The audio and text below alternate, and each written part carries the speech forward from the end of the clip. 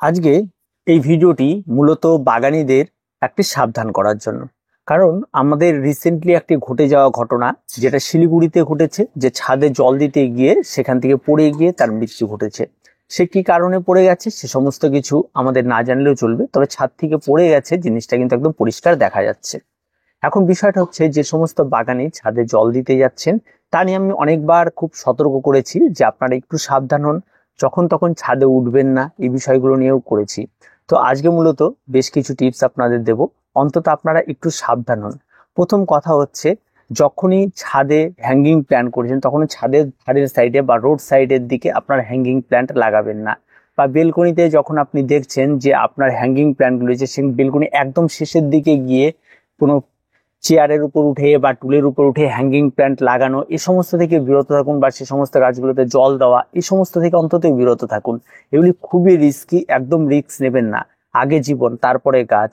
তাই আপনারা এই বেলকনিতে হ্যাঙ্গিং গার্ডেনিং করা, এই বিষয়টা থেকে একটু বিরত। আমি অনেককে দেখেছি এই বিষয়টা হ্যাঙ্গিং করছে বেলকনিতে এবং তারপরে সেখানে টুল নিয়ে নিয়ে উপরে উঠে উঠে তার জল দিচ্ছে। আপনারা প্রয়োজন পড়লে ওটাকে আরো নিচু করে ঝুলিয়ে দিন দড়ি বেঁধে, কিন্তু সেখানেও বাঁধতে যাওয়াটাও কিন্তু অনেক রিস্কি হয়ে যাচ্ছে।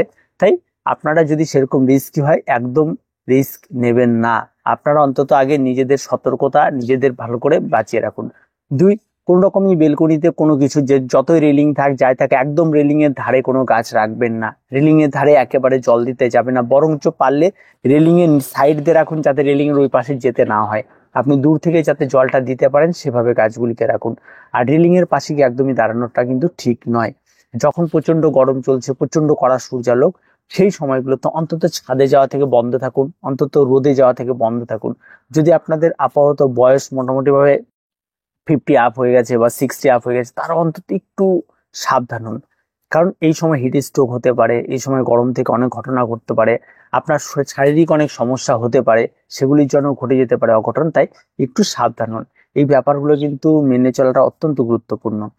তারপরে অনেক সময় দেখা যাচ্ছে যে বাগানে মাটি তোলার বিষয়টা থাকে, অনেক উপরে ছাদে বাগান করছে, তারা টেনে টেনে টেনে প্রতিদিন অল্প অল্প করে মাটি তুলছে। এই সমস্ত বিষয়গুলোতে যদি 60 আপ হয়ে থাকেন, এই সমস্ত করবেন। হাঁটুর ব্যথা, ঠিক আছে, কোমরের ব্যথা, এই সমস্যাগুলি কিন্তু হতে পারে আপনাদের। আপনার নিজেদের শরীরের শারীরিক সমস্যা তৈরি করে বাগান নয়, বাগান হচ্ছে মনকে খুশি রাখার জন্য। সেই খুশি রাখতে গিয়ে যদি আপনি আপনার শারীরিক সমস্যা তৈরি করে ফেলেন, তাহলে কিন্তু মোটেও সেটা কিন্তু ঠিক হবে না। তো অবশ্যই আপনারা এই বিষয়গুলোকে ভালো করে বুঝবেন।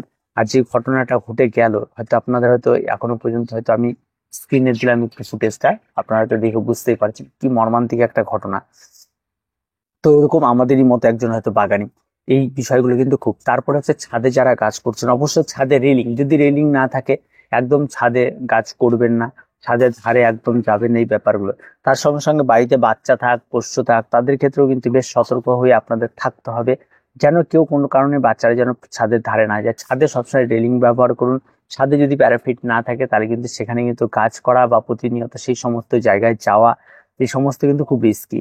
প্যারাপিট ধরে দাঁড়িয়ে কেউ ছাদে হেলান দিচ্ছে, নিচের দিকে তাকাচ্ছে, এই সমস্ত কিছু একদম নয়। রেলিং হোক বা যে কোনো কিছু হোক, সেই সমস্ত কিছু না। বাচ্চাদের খুব সাবধানে রাখুন, সেই সমস্ত জায়গায় একদম না। আর হ্যাঙ্গিং প্ল্যান্টের ক্ষেত্রেও কিন্তু খুব তাই। আপনারা অনেকে দেখা যাচ্ছে যে ছাদের উপরে টিনের শেড দিয়ে তার সঙ্গে হ্যাঙ্গিং প্ল্যান্ট করছে প্রথম রাস্তার সাইডে। সে সমস্ত হ্যাঙ্গিং প্ল্যান্টগুলির জন্য আলাদা করে আপনারা রড ভেতরের দিকে নিয়ে নিন, সেখানে করুন। বাইরের দিয়ে করতে হলে কি হয়, সেই সমস্ত জায়গায় জল দিতে গেলে অনেকটা সাইড কিন্তু রিস্কি হয়ে যায়, কোনো কারণবশত একটু মিস্টেক হলে কিন্তু নিচে পড়ে যাওয়ার একটা বিষয় থেকে যায়। তাই এই ব্যাপারগুলো কিন্তু খুব সাবধানে করুন। আর তাছাড়াও এই সমস্ত হ্যাঙ্গিং প্ল্যাঙ্গিং যখন রাস্তার সাইড রাখছেন, যদি ঝড় বা কোনো কারণবশত যদি সেখান থেকে খুলে পড়ে যায়, পথে চলতি মানুষেরও কিন্তু ক্ষতি হতে পারে। এই বিষয়গুলো আমি আগেও আপনাদের সতর্ক করেছি। একটা ঘটনা ঘটে গেছে, তাই আর যাতে না ঘটে এবং আমরা যারা বাগানটা রয়েছে তারাও যাতে সতর্ক হয়ে যায়, এই বিষয়টার জন্য আজকের এই ভিডিওটি। তাই আপনাদের কাছে জোড়হাত করে একটাই প্রার্থনা, খুব সাবধানে থাকবেন। এই বিষয়গুলি কিন্তু অত্যন্ত মর্মাহত, বেদনাদায়ক, ভীষণ ধাক্কা দেয়।